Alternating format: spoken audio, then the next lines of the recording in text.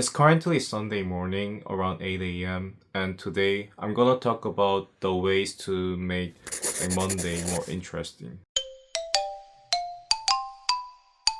I'm going to spend today only preparing for Happy Monday. Throughout the day, I will show you a few small things I do to make the beginning of the week feel a bit better. Some of them might seem simple, but they actually make a bigger difference than you might think. First, I'm going to start the day with the breakfast. And while I'm eating, I like to reflect on the past week. I ask myself a couple of simple questions. Was I too lazy this week or was I productive? If I work hard and stay disciplined, I remind myself to keep moving in the same direction. If not, it's a good moment to reset my mindset for the next week.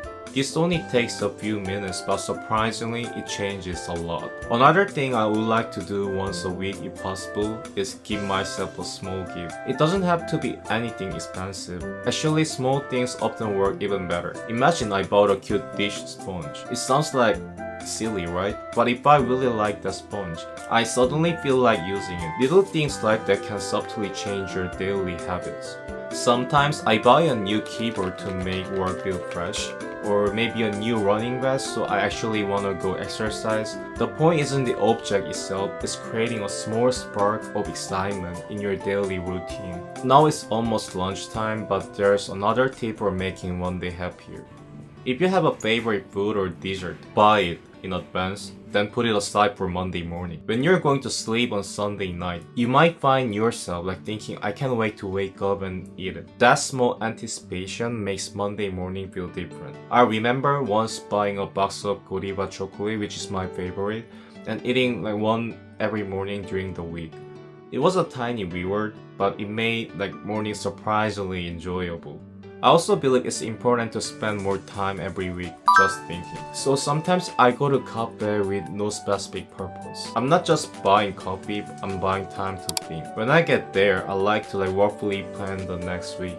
As you may have noticed already, the main goal of everything I'm doing today is creating anticipation. So I think about things like, is there a small personal project I want to start next week? Or maybe I schedule something interesting for next weekend. Having something to look forward to changes the entire feeling of the week. For example, after finishing my daily work schedule, I might try something new.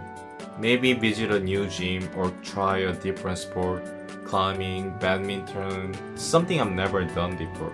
Of course, sticking to the same workout has benefits, but sometimes it's also good to shock your body. Using muscles you normally don't use creates a different kind of stimulation. And honestly, sometimes that makes exercise a lot more fun. If I make plans with friends, I try to make sure there are plans I actually look forward to. Not something I feel forced to attend because time is limited. So the quality of how you spend it matters. For some people, that might mean watching a movie or going to an exhibition or hiking in nature. Everyone enjoys different things. Personally, I like having one day during the week as a kind of cheat day. Usually I meet a friend and have a drink together. It's a small reset during the week. On my way back home, I stop by a convenience store and buy a lottery ticket. Not because I seriously expect to win, but because imagining the possibility is surprisingly fun. Every now and then during the week, I find myself thinking, what if? And somehow that tiny thought helps me get through difficult moments. So, in my mind, I'm spending about $5 to buy a week's worth of imagination and excitement. As evening comes, it's time to slow down. For me, that usually means going for a run. After running, I take a hot shower to relax my body.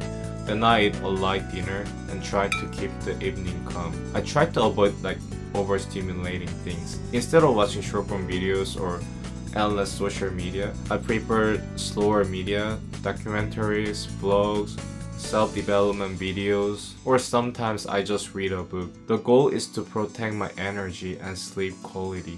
Because if Sunday night is chaotic, Monday morning becomes much harder.